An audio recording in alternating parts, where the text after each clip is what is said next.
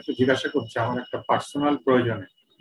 তোমাদের এই লেভেল টার্মে কোন স্টুডেন্টের বাড়ি নেত্রকোনায়, নাকি সেরকম কি কেউ আছে?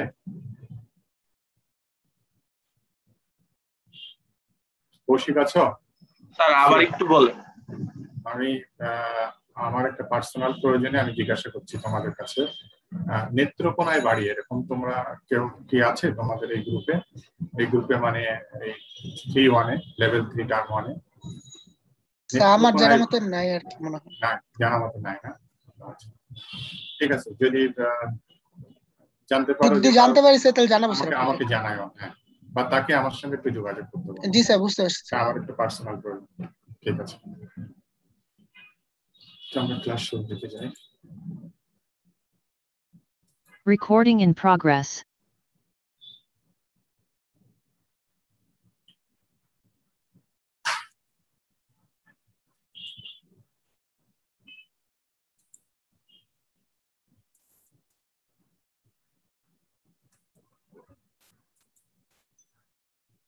আমরা লাস্ট ক্লাসে এরকম একটা ইনফরমেশন দিয়ে শেষ করেছিলাম যে স্ট্রেস কিভাবে থাকতে পারে স্যাম্পলের উপরে।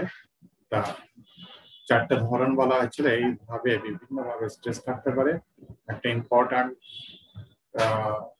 স্ট্রেস থাকার একটা উপায় ছিল করেশন প্রোডাক্ট, এবং করেশন প্রোডাক্টটা may apply stress as high as 10,000 psi। তারপরে এটার এক্সাম্পল দেখানো হয়েছিল ডেন্টিং, যেটা স্টিম নিউক্লিয়ার স্টিম জেনারেটরে ইউজ হয়, এবং এখানে এই ঘটনাটা ঘটেছিল। কি ছিল ঘটনাটা? যে ইনকোনেল একটা পাইপলাইন ছিল, যার ভিতর দিয়ে আমাদের করসিভ মিডিয়া যাচ্ছিল।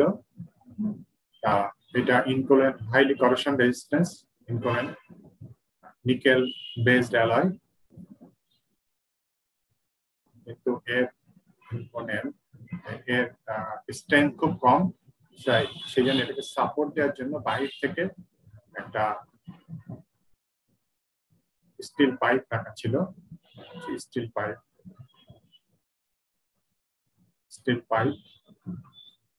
এই স্টিল পাইপটা যখন ভিতরের সাইডটা করেশন হয়ে গেল, সো করেশন প্রোডাক্ট এই আস্তে আস্তে বাড়তে থাকে সময়ের সাথে সাথে, কারণ এটা ভিতরের সাইড, বাইরে পড়ে যাওয়ার সম্ভাবনা আছে, ভিতরটা ওখানে আটকা পড়ে যাবে।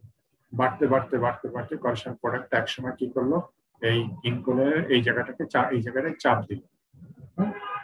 ইনকুলের ওই জায়গাটা যদি দেখি, এসে হচ্ছে ইনকুলের সেই জায়গাটা, এখানে যখন একটা করেশন প্রোডাক্ট চাপ দেয়, এরকম চাপ দেয়, সো চাপটা এইদিকে যেয়ে পড়ে।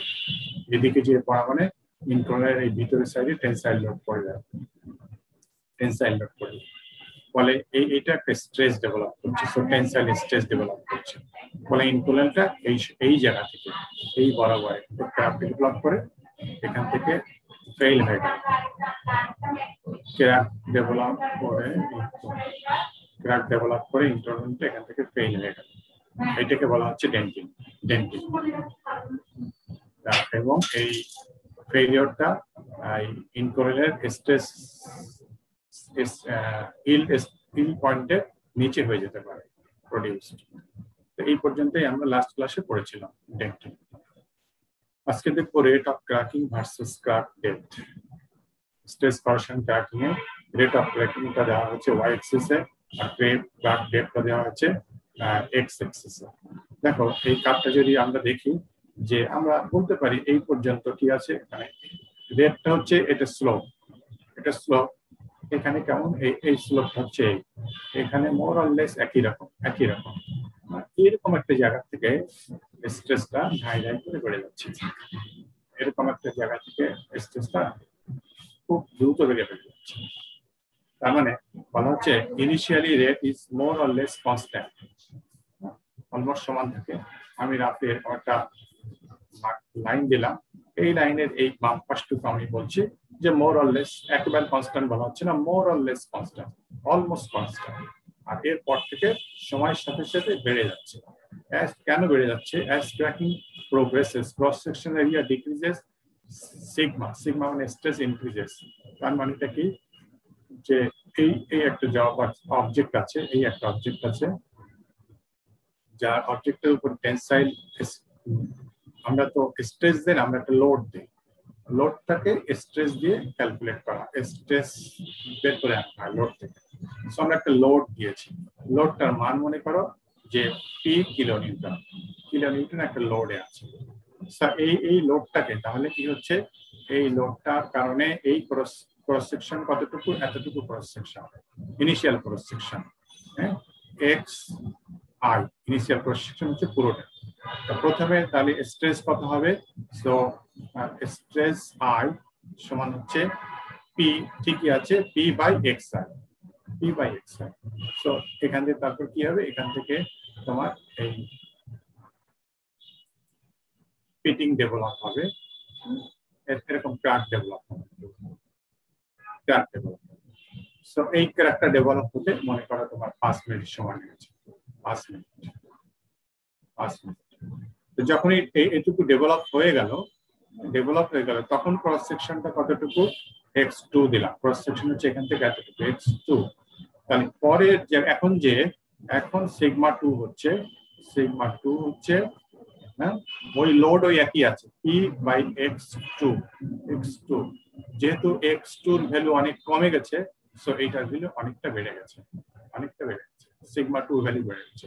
সো পরের 5 মিনিটে, এই 5 মিনিটে যতটুকু এসছে, পরের 5 মিনিটে এই ডেপটা তার থেকে অনেক বেশি হয়ে যাবে পরের 5 মিনিটে, কারণ পরের 5 মিনিটে সিগমার ভ্যালু অনেক বেড়ে গেছে, সো অনেক বেশি দূর যাবে, এত দূর চলবে। আগের 5 মিনিটে যদি 5 মিলিমিটার যেয়ে থাকে, পরের 5 মিনিটে 25 মিলিমিটার যাবে, সো পরের 5 মিনিটে সে এতটুকু যাবে। আর এখন এর পরে ক্রস সেকশন এতটুকু আছে, এইটুকু ছিটতে কয়েক ন্যানো সেকেন্ড লাগবে, 5 মিনিট লাগবে না, কয়েক ন্যানো সেকেন্ড লাগবে, কারণ এর পরেরটুকুর জন্য সিগমা 3 অনেক বেশি হয়ে গেছে। As cracking progresses, crack যত সামনের দিকে যেতে থাকে, cross sectional area decreases and sigma increases, sigma বাড়তে থাকে। এই জন্য rate of cracking টা বাড়ে, rate increases with crack depth until rupture না হওয়া পর্যন্ত। টেনসাইল টেস্টের ওই কাটটা, নেকিং এর পরে যে জিনিসটা, এই নেকিং এর পরে ক্রস সেকশন প্লাস্টিক ডিফর্মেশন হচ্ছে, ক্রস সেকশন কমে যাচ্ছে, আর খুব অল্প সময়ের ব্যবধানে এটুকু ছেড়ে দেয়, সেরকম সেরেট of cracking versus crack depth. অনুরূপ আরেকটা কার্ভ আমরা দেখবো, এটা হলো হচ্ছে extension versus cracking time. Extension versus cracking একই রকম, এখানে একদম ছবিটাতে একদম হুবহু কনস্ট্যান্ট দেখানো হচ্ছে, আসলে ঠিক এরকম না, ওই আগেরটার মধ্যে কাটতে হওয়া উচিত, যে মোর অর লেস কনস্ট্যান্ট, তারপরে যে এরকম বেড়ে যায়, এরকম হওয়া উচিত কাটটা। কারণ বই থেকে ফটোকপি করেছে, একদম হুবহু কনস্ট্যান্ট রেখেছে। এখানে কি ওয়াই এক্সিস এ রেখেছে এক্সটেনশন, আর এক্স এক্সিস এ রেখেছে টাইম। এক্সটেনশন মানে কি, মানে প্রথমে হচ্ছে স্যাম্পল হচ্ছে এরকম, সো লেন্থ হচ্ছে অরিজিনাল লেন্থ হচ্ছে এই L0। একটু পরে কি হচ্ছে, একটু পরে একটা ক্র্যাক ডেভেলপ হচ্ছে, এই যে একটা পিট ডেভেলপ একটু পরে। তাহলে লেন্থ কি হলো, লেন্থ বেড়ে যে L1 হলো, L1 বলি, so L1 is greater than L0, কারণ এই জায়গাটা টেনসাইল লোডে যেহেতু আছে, টেনসাইল লোডে এখানে একটু ডেভেলপ হবে, মানে এই জায়গাটা ফাঁক হয়ে যাবে, আগে এন্ড পয়েন্ট এখানে ছিল, এখন এন্ড পয়েন্ট ডান সাইডে সরে গেছে, আগে এন্ড পয়েন্ট এখানে ছিল, এখন এন্ড পয়েন্ট বাম সাইডে সরে গেছে। এরপরে কি হবে, এটা যদি 5 মিনিট লেগে থাকে এতটুকু আসতে, পরের 5 মিনিটে সে এত দূর চলে যাবে। সো পরের 5 মিনিটের অবস্থানটা হচ্ছে কেমন, পরের 5 মিনিটের অবস্থানটা হচ্ছে এরকম,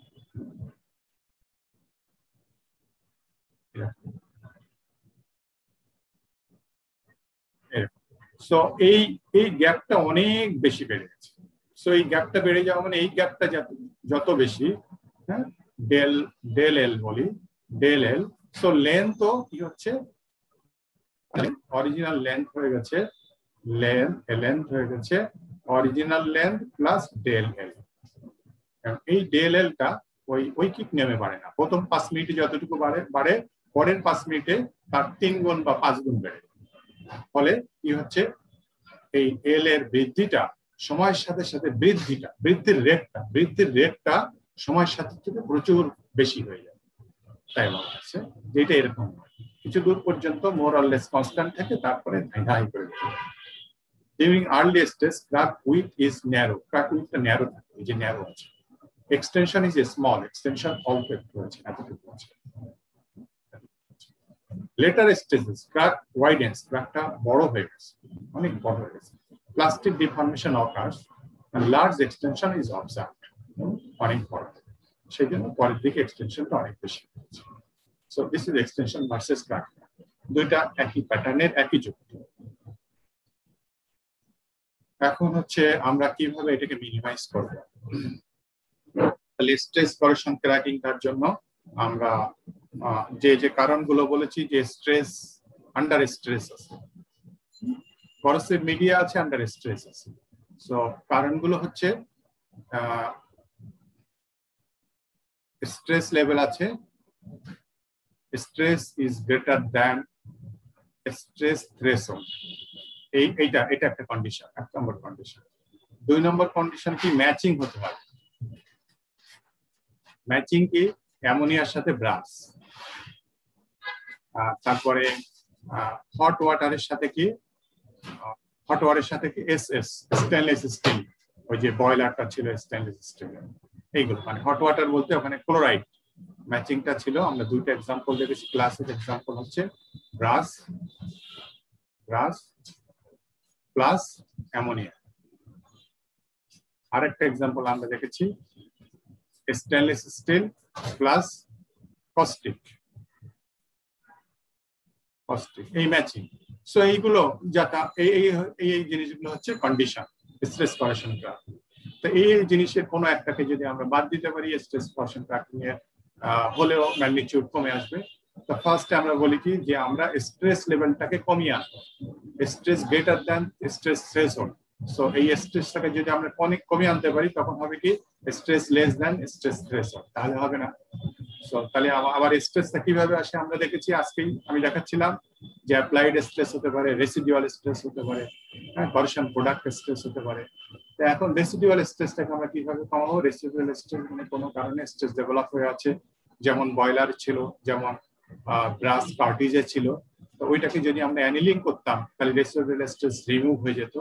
so annealing to reduce residual stress, তাহলে অ্যানিলিং করে আমরা রেসিডুয়াল স্ট্রেসটাকে রিমুভ করতে পারি। আর কি করতে পারি, আমরা যদি সেকশনটাকে থিকেনিং করি, বাড়িয়ে দেই, যে সেকশন শুরুতে সেকশনটা এরকম আছে, এরকম না রেখে আমি সেকশনটা কি করছি, বাড়িয়ে দিচ্ছি, এত বড় দিয়েছি। তাহলে এখানেও যে পিলোড আছে, এখানেও পিলোড আছে। এখানে পিলোডটা তার থ্রেশহোল্ড ভ্যালু থেকে, পিলোড থেকে ক্যালকুলেশন করলে সিগমা যেটা হয়, sigma greater than sigma threshold value. কিন্তু এখানেও একই পিলোড আছে, সেকশন আমি বাড়িয়ে দিয়েছি, তাহলে এখানে সিগমা কমে আসবে। So sigma less than sigma threshold. So আমরা কি করতে পারি, যে ক্রস সেকশনটাকে বাড়িয়ে দিতে পারি। ক্রস সেকশনটা লোড ওই একই থাকে, ক্রস সেকশনটা বাড়িয়ে দিলে সিগমার ভ্যালু কমে আসবে। So thickening the section. আর কি করতে পারি, রিডিউসিং দ্য লোড। তো রিডিউসিং দ্য লোড এটা সবসময় সিস্টেমটা পারমিট করে না। সার্ভিস কন্ডিশন বলে দেয় আমার এই লোড আমার পড়বে, পিক আওয়ারে অফ পিক আওয়ারে এই লোড পড়বে, ম্যাক্সিমাম লোড ধরেই ক্যালকুলেশন করতে হয়। যদি আমরা সেখানে কমাতে পারি, কোন রকম কন্ডিশন দিতে পারি, যে এই যেমন এখন মানুষের বাইরে বেরোনোর ব্যাপারে রেস্ট্রিকশন, লকডাউন, এটা সিস্টেম পারমিট করে না, তাহলে অন্যদিকে পায়, তা আমরা সেটা মেনে নিচ্ছি। অন্যদিকে অফিস আদালত সব বন্ধ করে, শিক্ষা প্রতিষ্ঠান বন্ধ করে আমরা এটা মেনে নিত। এই ক্ষতিটা মেনে নিয়ে আমরা বলছি বাইরে যাওয়া যাবে। এরকম কোনো একটা ক্ষতি, কোনো একটা লস মেনে নিয়ে আমরা বলতে পারি যে লোড কমিয়ে দাও। তো লোড কমিয়ে দিলেও ওই তখন ওই একই ফিক্স, মানে সার্ভিস কন্ডিশন হয়তো এরকম একটা লম্বা সেকশন অ্যালাউ করছে না, অটোটাকু অ্যানাউন্স নেই, ফ্রি স্পেস নেই, তখন আমাকে কি করতে হবে, তখন আমি পণ্য বিবেচনায় যেতে হবে। ফ্রি স্পেস যা আছে তা এর থেকে আমি বেশি ক্রস সেকশন দিতে পারি না, তখন আমাকে করতে হবে এই ক্রস সেকশনে রাখতে হবে, লোড কমিয়ে আনতে হবে। হ্যাঁ, লোডকে কমিয়ে আনতে হবে। সো লোডকে কমিয়ে এনেও আমরা স্ট্রেস ভ্যালু, থ্রেশহোল্ড ভ্যালু নিচে আমি আনতে পারি। তারপরে এবার 2 নম্বর আসি। 2 নম্বর হচ্ছে ম্যাচিং। হ্যাঁ, ম্যাচিং কি ব্রাশের জায়গায় যদি কস্টিক থাকে তাহলে হবে না, এসএসসির জায়গায় যদি অ্যামোনিয়া থাকে তাহলে হবে না। সো ম্যাচিংটা ভেঙে দাও। ইলিমিনেটিং ক্রিটিক্যাল এনভায়রনমেন্ট স্পেসিস, এটাই মানে হচ্ছে ম্যাচিংটাকে, মানে এটা হচ্ছে ক্রিটিক্যাল এনভায়রনমেন্ট হচ্ছে ব্রাসের জন্য ক্রিটিক্যাল এনভায়রনমেন্ট অ্যামোনিয়া, এসএস এর জন্য ক্রিটিক্যাল এনভায়রনমেন্ট হচ্ছে কস্টিক, এটাকে এলিমিনেট করো, ভেঙে দাও ম্যাচিং। আর হবে কি সার্ভিস কন্ডিশন অনেক কিছু অ্যালাউ করে না, হ্যাঁ, বিশেষ করে ক্রিটিক্যাল জায়গাগুলোতে, সফিস্টিকেটেড জায়গাগুলোতে অনেক কিছু অ্যালাউ করে না, তখন চেঞ্জিং দ্য অ্যালয় চেঞ্জ করে দাও, ইনকুলেন্ট ইউজ করো ইনস্টেড অফ 304 এসএস। সেখানে আবার ইনকুলেন্ট ইউজ করলে আমার ওটা খেয়াল রাখতে হবে যে ওই যে ডেন্টিংটা যেমন হয়েছে ওইরকম যেন একটা সিস্টেম আমার ভিতরে চলে না আসে। তাহলে ইনকুলেন্ট মনে রাখতে হবে ইনকুলেন্টের স্ট্রেংথ কম, ওদের যেখানে স্ট্রেংথ কম আর কর্ষণটা সেভিয়ার, আমরা সেই ক্ষেত্রে ইনকুলেন্ট ইউজ করবো, স্টেনলেস স্টিল ইউজ না। এখানে একটা ইম্পর্টেন্ট জিনিস কথা আছে, সেটা হচ্ছে দেখো এসএস কস্টিক, এটা হচ্ছে এটা একটা ম্যাচিং স্ট্রেস করেশন স্টেনলেস স্টিলের সাথে কস্টিক।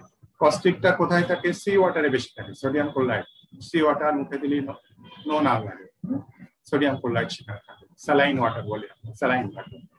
সো স্যালাইন ওয়াটারে SS more sensitive to stress corrosion cracking than plain carbon steel.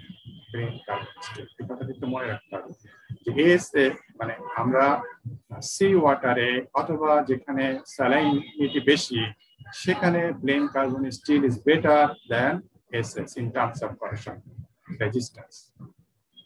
কারণ আমরা দেখেছি SS কস্টিক এনভায়রনমেন্টে একটা good matching for corrosion resistance. কিন্তু আমরা ইন জেনারেল কি জানি? ইন জেনারেল জানি, হ্যাঁ, in almost all other environments plain carbon steel is less corrosion resistance than stainless steel.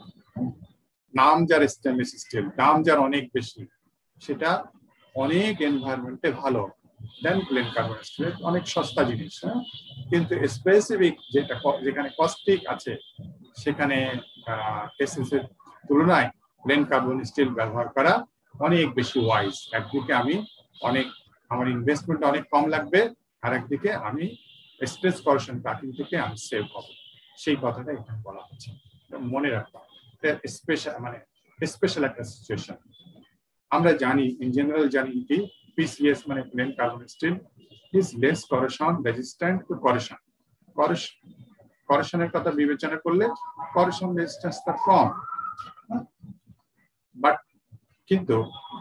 but more resistant to stress SCC, stress corrosion cracking, than the stainless steel. Stainless steel থেকে stress corrosion cracking এর কথা চিন্তা করলে plain carbon steel is better, more corrosion resistant.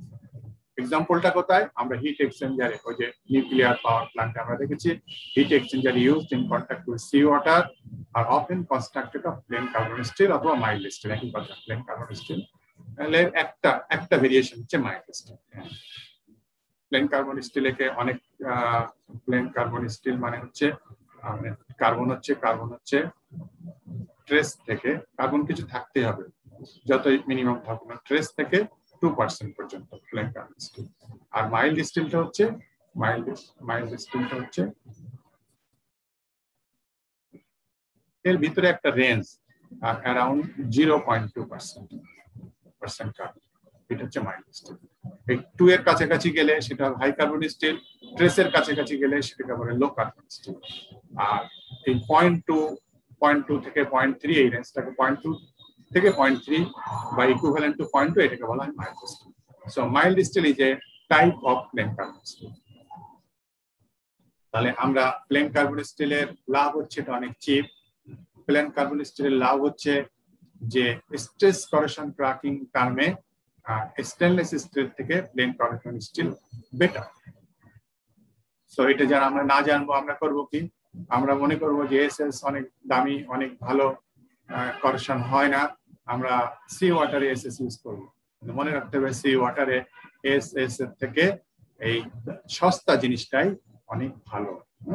যে বুদ্ধিমান, যে জানে, যে বিজ্ঞ, সে টাকা থেকেও তার ইনভেস্টমেন্টও কম লাগবে, সে সার্ভিস কোয়ালিটিও অনেক ভালো পাবে। আর যে বোকা, সে ইনভেস্টও বেশি করবে, সব দিক থেকে সে ঠকবে, তাড়াতাড়ি তার ফেলিয়ার হয়ে যাবে। এই হচ্ছে 3 নম্বর, চেঞ্জিং দ্য অ্যালয়। 4 নম্বর অ্যাপ্লাইং ক্যাথোডিক প্রোটেকশন। আমি বারবার বলেছি, বারবার এই কথা আসবে, আমি পরে ডিটেইলস পড়াবো, কিন্তু এই মুহূর্তে মনে হয় আচ্ছা ঠিক আছে, এই মুহূর্তে না বললেও বলবে, চলবে, ক্যাথোডিক প্রোটেকশনটা পরেই পড়াবো। তা এখানে বলা হচ্ছে কিভাবে দিতে হয় সেটা এখানে বলা আছে। এটা যেহেতু ক্যাথোডিক প্রোটেকশন বারবার বলছি পরে পড়াবো, তো সেখানেই বলবো, সে এই লাইনটা এখন বোঝাচ্ছি না, তাহলে ক্যাথোডিক প্রোটেকশনের সিস্টেমের ভিতরে একটু ঢুকতে হবে। কিন্তু এই ইম্পর্টেন্ট যেটা আমি লাল কালি দিয়ে দেখিয়েছি এটা বুঝতে হবে, সেটা হচ্ছে কি যে 4 নম্বরে বলছে যে আমি স্ট্রেস করেশন ক্র্যাকিংটা কমাতে পারি কিভাবে, ক্যাথোডিক প্রোটেকশন দিয়ে। কিন্তু একটা ভেরি ইম্পর্টেন্ট পয়েন্ট তোমাকে মনে রাখতে হবে, কনফার্ম দ্যাট, নিশ্চিত হও ক্যাথোডিক প্রোটেকশন দেওয়ার আগে failure due to stress corrosion cracking, ফেইলিওরটা স্ট্রেস করেশন ক্র্যাকিং এর জন্যই হচ্ছে, অন্য কোনো কারণে, and not by hydrogen blistering or hydrogen embezzlement. Hydrogen blistering or embezzlement আজকে সময় পেলে পড়াবো, না পেলে পড়াবো না, আর নেক্সট আগামীকালকে পড়াবো। এখানে কথাটার মিনিং হচ্ছে যে দুইটা জিনিস যদি দেখতে একরকম হয় তাহলে কি আমরা খুব সহজে তো বুঝতে পারবো না, বুঝতে পারবো? স্কুল লাইফে আমাদের সঙ্গে দুইজন যমজ ভাই পড়তো, হ্যাঁ, কার নাম, দুজনের নাম তো দুই রকম, কার নাম কি মনে রাখতে পারতাম, দুজন দেখতে তো একই রকম, একজনের নাম মনে করো এক্স, একজনের নাম মনে করো ওয়াই। আমার স্কুল লাইফের কথাই বলছি, এক্স এর মাথায় টোকা দিয়ে বলতাম এই ওয়াই কেমন আছিস, আসলে টোকাটা দিয়েছে কিন্তু এক্স এর মাথায়, চিনতে পারি। ব্যাপারটা হচ্ছে এখানে এইরকম, হাইড্রোজেন ব্লিস্টারিং অর এমবেটেলমেন্ট, এইটাও দেখতে এই যে এরকম, স্ট্রেস করেশন ক্র্যাকিংটা দেখতে কেমন, এটা এরকম হয়ে যায়, তাই না? এরকম এদিকে টেনসাইল লোড থাকে একটা অবজেক্ট, এটা এরকম। আর হাইড্রোজেন ব্লিস্টারিং দেখতেও এরকম, আমি হুবহু একই রকম আঁকাচ্ছি ইচ্ছে করে, একটু পার্থক্য আছে দেখতে, কিন্তু আমরা খালি চোখে সেই পার্থক্যটা বুঝতে পারবো না, সেই জন্য আমি হুবহু একই রকম দেখাচ্ছি। এটা হচ্ছে স্ট্রেস করেশন ক্র্যাকিং, এসসিসি। এটা তো বুঝেছো স্ট্রেস করেশন ক্র্যাকিংটা এরকম কেন দেখায়, এটা তো ক্লিয়ার, এতদিন পড়েছি, হ্যাঁ? রেসপন্স এনিবডি এরকমই তো, যে আমি যেদিকে লোড দিব স্ট্রেস ক্র্যাকিংটা তার সাথে পারপেন্ডিকুলারলি নিচের দিকে থাকবে। হাইড্রোজেন ব্লিস্টারিং এইচবি আর হাইড্রোজেন এমবেটেলমেন্ট এইচই, এটা দেখতেও এরকম, এটা দেখতেও এরকম। তাহলে এই দুটো দেখে আমি কি চিনতে পারবো? চিনতে পারবো, তাই না? কিন্তু এই দুটার ভিতরে এইটার যদি আমি ক্যাথোডিক প্রোটেকশন দেই, সিপি ক্যাথোডিক প্রোটেকশন দেই, তাহলে কি হবে? প্রোটেকশন পাবো আমি, হ্যাঁ? corrosion decreases if cathodic protection applied, এটার জন্য। কিন্তু এটাও দেখতে তো একই রকম, এটার জন্য কি হবে? হ্যাঁ, corrosion increases if cathodic protection applied। বোঝা গেছে ব্যাপারটা? তার মানে এই যমজ ভাইয়ের মতো, কিন্তু একটা যমজ ভাইয়ের নাম স্ট্রেস করেশন ক্র্যাকিং, আরেকটা যমজ ভাইয়ের নাম হাইড্রোজেন এমবেটেলমেন্ট আর হাইড্রোজেন এমবেটেলমেন্ট। এই যমজ ভাইকে ক্যাথোডিক প্রোটেকশন দিলে করেশন কমে, কিন্তু এই যমজ ভাইকে ক্যাথোডিক প্রোটেকশন দিলে করেশন বাড়ে। তাহলে আমি তো দুটোকে দেখে চিনতে পারবো না, সেই জন্য বলা হচ্ছে কনফার্ম দ্যাট, তোমাকে আগে নিশ্চিত হতে হবে, তুমি দেখে চিনতে পারবে না, কনফিউশনে পড়ে যাবে। তোমাকে বলা হচ্ছে যে ক্যাথোডিক প্রোটেকশন অ্যাপ্লাই করো, কিন্তু যেহেতু দেখতে দুটো একই রকম, তুমি হাইড্রোজেন ব্লিস্টারিং যেখানে হচ্ছে সেই জায়গায় তুমি ওইটাকে মনে করলে দেখতে একই রকম মনে করে, এটাকে মনে করলে তুমি স্ট্রেস করেশন ক্র্যাকিং, স্ট্রেস। এইটাকে যদি তুমি এবার স্ট্রেস করেশন ক্র্যাকিং মনে করে ক্যাথোডিক প্রোটেকশন দাও হাইড্রোজেন ব্লিস্টারিং এ, কি হবে? করেশন বেড়ে যাবে। তাহলে আমি মেজর একটা ভুল করে যাব না, সেই জন্য কথাটা বলা আছে confirm that failure due to stress corrosion cracking. এটাকে তোমাকে যে কোনো একটা টেস্টের মাধ্যমে নিশ্চিত হতে হবে তুমি যে দেখতে পাচ্ছ ওটা আসলে স্ট্রেস করেশন ক্র্যাকিং, ওর যমজ ভাই হাইড্রোজেন এমবেটেলমেন্ট না। লাইনটার অর্থটা বোঝা গেছে? ইম্পর্টেন্ট লাইন, হ্যাঁ? এটা যখন আমি হাইড্রোজেন এমবেটেলমেন্ট বাড়াবো তখন আরো ক্লিয়ারলি বোঝা যাবে।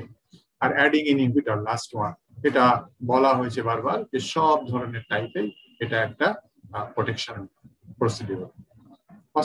ফসফেট হচ্ছে একটা ইনহিবিটরের নাম, আমরা এর আগে পড়েছিলাম সোডিয়াম ফসফেট কম লাগে ট্যাপ ওয়াটারের ভিতরে যখন ভেলোসিটি বেশি থাকে, মনে আছে? Phosphates and other used successfully in mildly corrosive mediums and so on. এরকম প্রোটেকশন মিনিমাইজ এর জন্য প্রসিডিউর অনেক থাকে, সব পড়ার যতগুলো বইতে আছে কিছু দরকার নেই। তোমাকে কোনো সময় ওই যে 4-5 এর মতো লেখা থাকবে না যে 5টি প্রোটেকশন প্রসিডিউর বলো, 6টি বলো, বলবে প্রোটেকশন প্রসিডিউর গুলো কি কি হতে পারে। তুমি মার্কসের উপর ডিপেন্ড করে দিবা। হ্যাঁ, তোমার মার্কস বেশি আছে তুমি একটা লিখলে হবে না, আবার মার্কস কম আছে তোমার 10টা লিখলে, আননেসেসারি লিখলে। হ্যাঁ, ওখানে হবে না বলবো না, কিন্তু আননেসেসারি তুমি সময় নষ্ট করবে। সব দিক থেকে এমন কোনো কথা নেই, তবে ইম্পর্টেন্ট গুলো তোমাকে অবশ্যই মনে রাখতে হবে। So this is all about stress corrosion cracking. So stress cathodic protection কি স্যার, যে আমরা যে মাইল্ড স্টিলে যে জিঙ্ক দিয়ে যে টিন বানাইতাম ওটার মতো একটা? ওটার মতো না, ওটার মতো না, ওটা অন্যরকম। সেখানে এক্সটার্নাল আরো কিছু দিতে হবে, একটা রেকটিফায়ার দিতে হবে, ব্যাটারি দিতে হবে। এটা পরে পড়াবো, ইম্পর্টেন্ট পরে পড়াবো।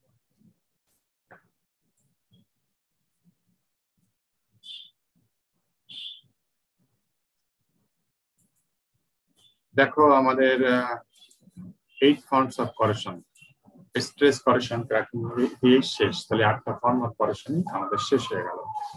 এরপরে সেকেন্ড যেটা আছে, আবার একটু আগে আমি বললাম হাইড্রোজেন ব্লিস্টারিং। তাহলে হোয়ার ইজ হাইড্রোজেন ব্লিস্টারিং? এই 8 ফর্মের ভিতর তো নাই।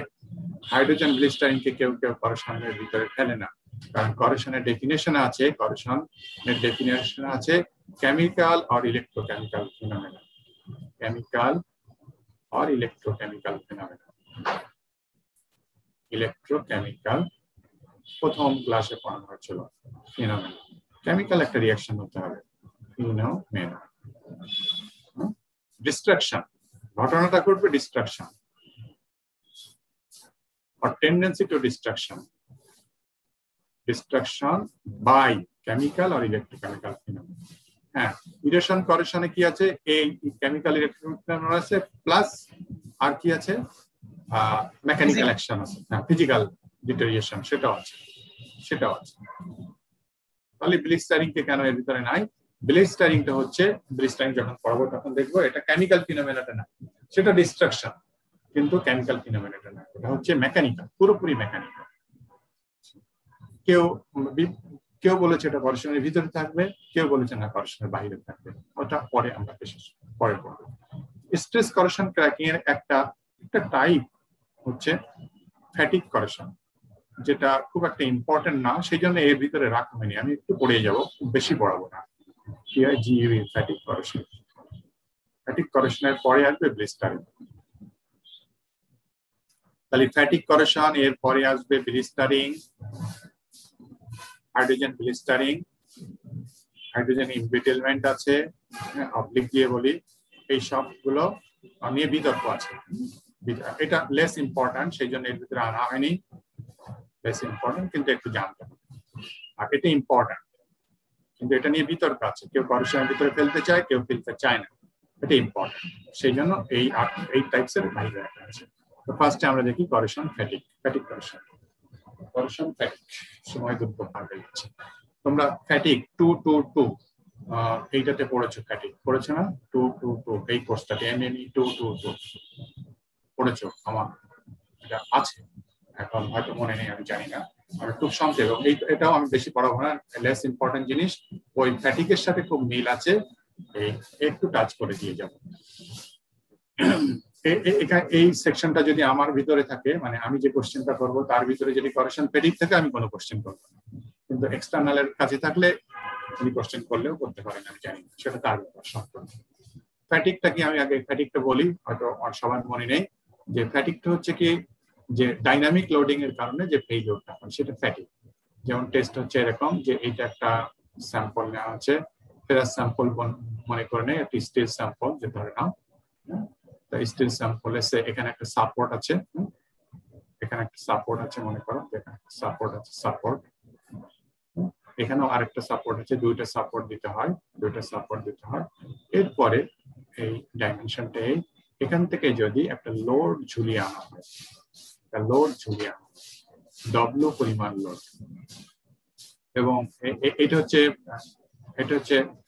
যে রড লাইক সিলিন্ড্রিক্যাল লাইক একটা স্যাম্পল, এটা সেন্টার, এটাকে যদি এরকম ঘোরানো হয় তাহলে একটা লোড আছে, ডব্লিউ লোড আছে, তাহলে একটু খেয়াল করো, এটাকে ঘোরানো হচ্ছে এক certain RPM, revolution per minute. এই সাইডটা ঠিক এই মুহূর্তে, এই সাইডটা আমি এখানে আঁকি, ডব্লিউ লোডে দেওয়া আছে, ঠিক এই মুহূর্তে এই জায়গাটাতে কি লোড করছে, এই সারফেসে কি লোড করছে, এই সারফেসটাকে এ বলি, আর তার ঠিক অপোজিটে এই সারফেসটাকে এ প্রাইম বলি, এ প্রাইম। এ যখন এরকম টান দিয়ে আছে লোডটা, তাহলে এ সারফেসে কি লোড করছে, টেনসাইল আর কম্প্রেসিভ?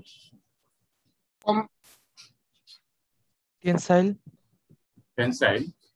কেউ কি কম্প্রেসিভ বলবে না সবাই টেনসাইল বলবে না? আর কার কোনো, আমি এইদিকে এই যে সাপোর্ট মানে টাইট করে রাখা আছে, ধরে রাখা আছে, না থাকলে তো আমি এইদিকে যদি টান দিয়ে একটু উঠে যেতে পারছে না, সাপোর্ট রাখা আছে। এবার এই দিক দিয়ে টান দিচ্ছি নিচের দিকে, তাহলে নিচের দিকে আমি যদি টান দেই, তাহলে এই সেই এ পয়েন্টে এই জায়গাটাই তাহলে কি লোড পড়ে, কম্প্রেসিভ লোড। টান দেওয়া মানে এই সাইডটা কম্প্রেসিভ লোড। আর টান দিচ্ছি, টান দেওয়া মানে কি, এটা টেন্ডেন্সিটা কি, যেখান থেকে টান দিচ্ছি সেখান থেকে সে এরকম হয়ে যাবে না, এরকম বেঁকে যাবে না, এরকম হবে না। টান দেওয়া মানে কি, সে স্ট্রেট তো থাকবে না, সেরকম বাঁকার চেষ্টা করবে। বাঁকার চেষ্টা করা মানে কি, এই সাইডটা কি লোড করছে, কম্প্রেসিভ। আর এই সাইডটা বেঁকে এইভাবে যাওয়া মানে কি, এই সাইডটা কি হচ্ছে, কি লোড করছে, টেনসাইল লোড করছে। বোঝা যায় এটা, টেনসাইল লোড করছে। সো পার্টিকুলার একটা মোমেন্টে এই ভিতরের সাইডে কম্প্রেসিভ করছে, এটা আমি রোটেট করছি বলছি। রোটেট করা মানে কি, 180 ডিগ্রি যখন ঘুরে এই সাইডটা উপরে চলে যাচ্ছে, তখন ওই একই সাইডে এই জায়গায় কি লোড করছে, টেনসাইল লোড করছে। সব সময় এই জায়গাটা টেনসাইল পড়ে, এই জায়গাটা কম্প্রেসিভ পড়ে। এখন পার্টিকুলার এই পয়েন্টটা তো আফটার এভরি 180 ডিগ্রি রোটেশন এই পয়েন্টটা এ প্রাইমে চলে যাচ্ছে, আবার আবার আবার নেক্সট 180 ডিগ্রি রোটেশন আবার এতে চলে আসছে। তার মানে একটা জায়গা প্রতি 180 ডিগ্রি রোটেশন পর compressive tensile, compressive tensile, compressive tensile. বোঝা গেছে? বোঝা গেছে? জি স্যার। তাহলে এইভাবে হতে হতে তার মানে আমি কি করছি, লোডের পরিমাণ ঠিক রেখেছি। ফ্যাটিক মানে হচ্ছে আইদার লোডের ম্যাগনিটিউড চেঞ্জ হবে, যেমন একটা ব্রিজের উপর দিয়ে সকালের দিকে একদম ভোরের দিকে বা মিড নাইটে গাড়ির পরিমাণ কম থাকে, লোড কম থাকে। আবার একটা পিক আওয়ারে বা ঈদের সময় প্রচুর গাড়ি থাকে ব্রিজের উপর, লোডের পরিমাণ অনেক বেশি থাকে, সো লোডের ম্যাগনিটিউড চেঞ্জ হয়। সো ওই ব্রিজটা থাকে under not under static load, under dynamic load, magnitude change হতে পারে, একবার ডব্লিউ, একবার W1, একবার W2 এটসেট্রা। আর ম্যাগনিটিউড চেঞ্জ না হয়ে, ম্যাগনিটিউড এক আছে, যদি ডিরেকশন চেঞ্জ হয়ে যায়, even in that case the sample is said to be under dynamic load. এখন W লোড আছে, তা কি হচ্ছে, একটা পয়েন্টে কম্প্রেসিভ 180 ডিগ্রি রোটেশন করে টেনসাইল, কম্প্রেসিভ টেনসাইল। সো লোডের magnitude same but direction is changed, যে কারণে ওই যে লোডের একবার ডিরেকশন কম্প্রেসিভ, একবার লোডের ডিরেকশন টেনসাইল। তাহলে কি হবে, এই কারণে যে ফেইলিওরটা হবে সেটা হচ্ছে ফ্যাটিক ফেইলিওর। এখন বলো যে একেবারে হঠাৎ করে তো ফেইলিওর হবে, এটা তো গ্লাস না। গ্লাস হলে হতো কি, যে এরকম হঠাৎ করে ফেইলিওর হতো। এটা যেহেতু স্টিল ফেরাস বলেছে, স্টিল সহজ মানে হঠাৎ করে ফেইলিওর হয়। ফেইলিওর হওয়ার আগে তার একটা ডাক্টিলিটি প্রপার্টি আছে, সেই ইলংগেশন হয়, বড় হয় অথবা চ্যাপ্টা হয়, হয়ে ক্রস সেকশন চেঞ্জ হয়ে ছোট হতে হতে একসময় ওই লোড বেয়ার করতে পারলে তখন ফটাস করে নিয়ে যায়।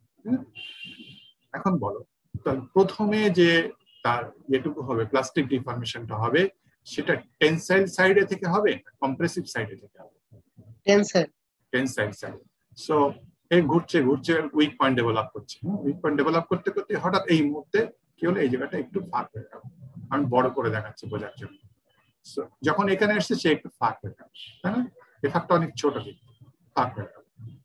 এইবার 180 রোটেশনের পরে এই ফাঁকটা কোথায় আসছে, এখানে চলে আসছে না? ওখানে কম্প্রেশন হলে কি হলো, এই ফাঁকটা কি হলো, এই ফাঁকটা আবার গায়ে গায়ে মিশে গেল না, গায়ে গায়ে মিশে গেল না, কমে যাবে আর কি, কমে যাবে। সো গায়ে গায়ে মিশে যাবে, সো রাবিং অ্যাকশন হবে, ঘর্ষণ হবে এক সাইডের সাথে, ওই যে ফাঁকটার এই পাশের সাথে ফাঁকটার এই পাশে কি হবে, একটা ঘর্ষণ হবে, রাবিং হবে, রাবিং RUBBING যখন এখানে আসবে। আবার যখন সে পরে আবার ওখানে গেল, আবার ফাঁক হয়ে গেল, ফাঁকটা কি হয়ে গেল, একটু বেড়ে গেল, পরের বার বলছি না, হয়তো কয়েকবার পরে যে বেড়ে গেল, আবার এইটা যখন এইদিকে আসবে তখন আবার ওই জায়গা কি রাবিং অ্যাকশন হবে, তাই না? রাবিং মানে কি, একটা সারফেসকে আরেকটা সারফেস যদি ঘষা হয়, স্মুথ হতে থাকে, এরপরে কি হবে, আর আবার যে বেড়ে গেল, এত দূর গেল, ফাঁক হয়ে গেল, আবার এই পাশে আসছে রাবিং অ্যাকশন। এইবারে সেই লাস্ট পয়েন্ট, এই ক্রস সেকশনটা খুবই ছোট, লোড তো সেই ডব্লিউ আছে, এই ডব্লিউ লোড তার ইল পয়েন্টের উপরে চলে গেছে, এইবার ছেড়ে যাবে। কিন্তু ছেড়ে যাওয়ার আগে লাস্টে যখন এই ছেঁড়া জায়গাটা এখানে এসছে, আবার রাবিং হয়েছে, রাবিং হয়ে যখন আবার উপরে চলে গেছে, আবার টেনসাইল হয়ে গেছে, তখন এই ছেঁড়াটা, এই ক্রস সেকশনটা কি হবে, একবারেই ছেড়ে যাবে। ঠিক আছে, এখন একবারে ছেড়ে যাওয়ার পরে এবার আমি একবার ছেড়ে, এই যে দুই টুকরা করে এইবারে এইটার মাইক্রো স্ট্রাকচার যদি দেখি, এই দুই টুকরা হয়ে গেলে আমি যদি এই দিক থেকে মাইক্রো স্ট্রাকচারটা দেখি, দেখো এখান থেকে এই পর্যন্ত কি হয়েছিল, এক্সটেনশন এন্ড ডাবিং, তাই না? আর ফাইনালি এইটুকু কি হলো, একবারে রাবিং হতে পেরেছে, লাস্টের এইটুকু একবারই ভেঙে গেছে। সেই জন্য এইটার মাইক্রোস্ট্রাকচার যখন আমি এই দিক থেকে দেখবো, অথবা এইটার মাইক্রোস্ট্রাকচার যখন এই দিক থেকে, একই রকম দেখাবে, সেই মাইক্রোস্ট্রাকচারটা এইরকম দেখাবে। এই যে দেখো, ক্র্যাকটা ডেভেলপ করেছিল এই জায়গা থেকে, এই প্রথমে টেনসাইল লোডে ছিল, পরে এটা কম্প্রেসিভে যে রাবিং হয়, পরে যে আবার টেনসাইলে বড় হয়, আবার রাবিং হয়, পরে যে আবার এরকম বাড়তে থাকে, এরকম বাড়তে সে এই পর্যন্ত এসেছিল, এরকম এসেছিল। সো এই পুরো জায়গাটা রাবিং টেনসাইল হতে হতে এই পুরো জায়গাটার আমি যখন মাইক্রোস্ট্রাকচারটা দেখবো, আমি দেখবো স্মুথ অ্যান্ড ব্রাইট সারফেস। যেটা স্মুথ, সেখান থেকে লাইট রিফ্লেকশন পুরোটা বেশি হয়, সো ব্রাইট সারফেস। সো এই পুরো জায়গাটা এরকমই হচ্ছিল, সেটা হচ্ছে এটা। আর পরে একবার যে ভেঙে গেছিল, যেটা রাবিং হতে পারেনি, সেটা এরকম দানা একবার একটা চক নিয়ে তুমি ভেঙে দেখো, দুই হাত দিয়ে দেখবে দানা। সো এটা স্মুথ না, কারণ কোনো রাবিং নেই। তো এবং এটা রাফ সারফেস, এটা হচ্ছে ফ্যাটিক মেকানিক্যাল ফেলিওর কথা। ঠিক তেমনি এই ফ্যাটিক এবং ফ্যাটিকের tendency of metal to fatigue under dynamic loading মানে হচ্ছে আইদার লোডের ম্যাগনিটিউড চেঞ্জ হবে অথবা লোডের ডিরেকশন চেঞ্জ হবে, এটাকে রিপিটেড সাইক্লিং স্ট্রেস বলা হয়। এবং fatigue failures occur at stress level below the yield পয়েন্টের নিচে সে ফেল করে যেতে পারে। এটা যদি স্ট্যাটিক লোডিং হতো, মানে একটা টানা দিয়ে রাখা হতো, তাহলে এই যে ডব্লিউ লোড দেওয়া আছে, এই ডব্লিউ লোডে থিওরিটিক্যালি সে কোনোদিন ফেল করতে পারে না, কারণ এটা ডিজাইন লিমিটের কমে আছে। কিন্তু ফ্যাটিকটা ডিজাইন লিমিটের কমে ফেল করতে পারে। ক্র্যাক প্রপাগেটস, ক্র্যাকটা নিচের দিকে যেতে থাকে, এই যে এখানে যেমন দেখালাম, until cross sectional area is reduced to the point where ultimate tensile stress is exceeded, বেড়ে যায়, and rapid brittle fracture occurs। এটাকে brittle fracture বলা হয়, যেটাকে ক্র্যাক, যেটা মানে একবারে ভেঙে গেছে, কোনো স্মুথিং অ্যাকশন হতে পারে। এটা ডাকটাইল ফ্র্যাকচার, এটা brittle fracture। So brittle fracture সেটা হচ্ছে রাফ হয়ে যায়, সেটা গ্রানুলার হয়, আর যেটা বাকিটা হয় স্মুথ ব্রাইট সারফেস। করেশন ফ্যাটিকটা কি? করেশন ফ্যাটিকটা হচ্ছে স্ট্রেস করেশন ক্র্যাকিং, সেই একই রকম। এটা ডাইনামিক সাইড হচ্ছে না, রোটেট হচ্ছে না। ফ্যাটিকে যেমন রোটেট হচ্ছে, সেরকম কি হচ্ছে, টেনসাইল লোডিং হচ্ছে। তাহলে প্রথমে কি হলো, টেনসাইল লোডিং করে প্রথমে এটুকু, এই জায়গায় কি ডেভেলপ হচ্ছে, এই জায়গায় স্মুথিং হচ্ছে না। রোটেটিং হলে না স্মুথিং হবে, এটা কম্প্রেসিভ লোডে ছিল, এটা অলওয়েজ টেনসাইল লোড আছে। ঠিক আছে, এই যে কি হচ্ছে, এই জায়গাটায় করেশন প্রোডাক্ট ডেভেলপ করছে, সি করেশন প্রোডাক্ট করেশন হচ্ছে। এবং আস্তে আস্তে কি হচ্ছে, ওই যে যেহেতু ওই আজকে শুরুতে বলা হয়েছিল যে প্রথম 5 মিনিটে এতটুকু গেলে পরের 5 মিনিটে আরো বেশি যাবে, এতটুকু যাবে। সো এই সমস্ত জায়গাটাকে করেশন প্রোডাক্ট ডেভেলপ করছে। এন্ড করেশন প্রোডাক্ট ডেভেলপ করতে করতে লাস্টে এতটুকু আছে, সে লোড কি আছে, যেমন পি দেওয়া ছিল, পি দেওয়া আছে, কিন্তু এই ক্রস সেকশন এত কমে গেছে যে এই জায়গাটুকু আর সে নিতে পারেনি, হঠাৎ করে ভেঙে গেছে, কয়েক ন্যানো সেকেন্ডে ভেঙে গেছে। তাহলে এইবার এইটার মাইক্রোস্ট্রাকচার এটা ভেঙে গেছে। এইবার যদি আমরা এটাকে মাইক্রোস্ট্রাকচার দেখি, সে এই দিক থেকে দেখি বা এই দিক থেকে, যে দিক থেকে দেখি না কেন, আমি স্ট্রাকচারটা কেমন দেখবো, এরকম দেখবো না। কারণ এই জায়গাটা দেখো, এই জায়গাটা স্মুথিং, রাবিং হয়নি, কিন্তু নিচের এই স্ট্রাকচারটাকে হুবহু আইডেন্টিক্যাল দেখবো না। এই যে নিচের এই স্ট্রাকচার তো আগের মতোই একবারেই ভেঙে গেছে কয়েক ন্যানো সেকেন্ড। হ্যাঁ, একই রকম দেখবো না? জি স্যার। একই রকম দেখবো। দেখো নিচের এটা ওই একই রকম দেখতে পাচ্ছি। সো এটাও রাফ সারফেস, রাফ স্ট্রাকচারটা রাফ। আর উপরেরটা ওটা স্মুথ বলা হয়, স্মুথ ব্রাইট, এটা স্মুথ না হবে, কারণ রাবিং হয়নি, ওখানে করেশন প্রোডাক্ট ডেভেলপ করেছে। সো উপরেরটা দ্যাট ইজ দ্য করেশন। সো কিছুটা আইডেন্টিক্যাল, একই ধরনের। এখানে যেমন দুটো পার্ট আছে, এটা হচ্ছে পিওর ফ্যাটিক আর এটা হচ্ছে করেশন ফ্যাটিক। এখানে দুইটা মাইক্রোস্ট্রাকচার, দুইটা পার্ট আছে, কিন্তু প্রথম পার্টটা স্মুথ ব্রাইট সারফেস আর এর প্রথম পার্টটা হচ্ছে করেশন প্রোডাক্টে ঢাকা আছে। আর পরের পার্টটা হুবহু আইডেন্টিক্যাল, যে রাফ স্ট্রাকচার, এটা রাফ স্ট্রাকচার। সো এইটা হচ্ছে করেশন ফ্যাটিক। ফ্যাটিকে তোমরা 2 তে ফ্যাটিক হয়তো করেছিলে, আমি জানি না তোমাদের করিয়েছিল কিনা। করলে তোমরা এরকম একটা কার্ভ পেয়েছি, এস এন কার্ভ বলা হয়, এস এস আর S N curve. S N কার্ভে এরকম স্টিলের জন্য এরকম নেচারটা ছিল, ফেরাসের জন্য এরকম নেচার। এটাকে বলা হয় ফ্যাটিক লিমিট। এগুলো ভালো করে শিখে রাখতে হবে, ইন্টারভিউতে এগুলো জিজ্ঞেস করা হবে। এই লিমিটটাকে বলা হয় ফ্যাটিক লিমিট। এই স্ট্রেস গুলোকে বলা হয় ফ্যাটিক লিমিট। এই একটা স্টিলের জন্য, আর এটাও আর একটা স্টিলের জন্য। দেখুন নেচার একরকমের, এটা স্টিলটাকে দুর্বল করে দেওয়া হয়েছিল, সেই জন্য ফ্যাটিক লিমিটটা নিচে নেমে গেছে, এটা ফ্যাটিক লিমিট। ফ্যাটিক লিমিটের ডেফিনিশন হচ্ছে, ফ্যাটিক লিমিট বলা হয়, আরেকটা নাম কি বলা হয় বলতে পারো? বলতে পারো? Endurance limit. এগুলো তো বেসিক জিনিস, বলতে পারো না কেন? বুঝছে না, এগুলো ইন্টারভিউতে জিজ্ঞেস করা হয়। এন্ডুরেন্স লিমিট দুইটা না, এর ডেফিনেশন হচ্ছে যে, এবং এন্ডুরেন্স লিমিট বা fatigue limit is the term and fatigue limit আর endurance is applicable to ferrous alloy. হ্যাঁ, ফেরাস অ্যালয় মানে স্টিল। এই স্টিলটাকে নচিং করে উইক করে দেওয়া হচ্ছে, সেই জন্য তার ফ্যাটিক লিমিটটা নিচে নেমে গেছে। এর মানে হচ্ছে যে কোথায় ছিড়বে। আমি যদি এইরকম একটা পয়েন্ট ধরি যে এই স্টিলটা এই যে স্ট্রেস দেয়, তাহলে এত রোটেশনে এসে 10 টু দি পাওয়ার কত, এটা 2, 10 to the power 2 number of cycle rotation করে তো ছেড়ে যাবে। হ্যাঁ, তাহলে এইটা আমি যদি স্ট্রেস লেভেল কমিয়ে দেই, তাহলে কি হবে, আরো বেশি রোটেশন করে ছিড়বে। এখন আমি যদি কি হয়, যে এই স্ট্রেস লেভেলের নিচে স্ট্রেস দেই, এই যে ফ্যাটিক লিমিট যেটা, তার নিচে স্ট্রেস দেই, তাহলে কোথায় ছিড়বে? কোথাও টাচ করে না। ফ্যাটিক লিমিট আর এন্ডুরেন্স লিমিটের ডেফিনিশন হচ্ছে, ফেরাস অ্যালয়ের জন্য ওই স্ট্রেস লেভেল, যে স্ট্রেস লেভেলে রোটেশন করলে ওই স্টিলটা হ্যাঁ সারা জীবনেও কোনোদিন ছিড়বে না, থিওরিটিক্যালি কোনোদিনই ছিড়বে না। below which the steel will never fail is called the stress level applied on steel or ferrous alloy below which the product will never fail is called the fatigue limit or endurance limit. বুঝা গেছে?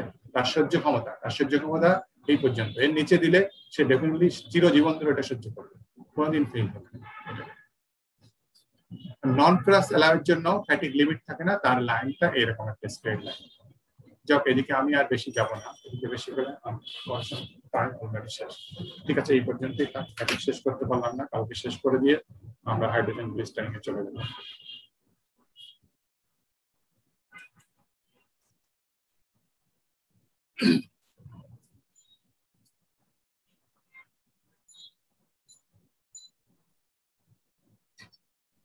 Roll number 1.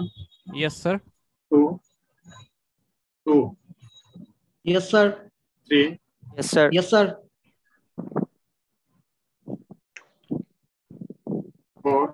Yes, sir. 5, Yes, sir. 6, Yes, sir.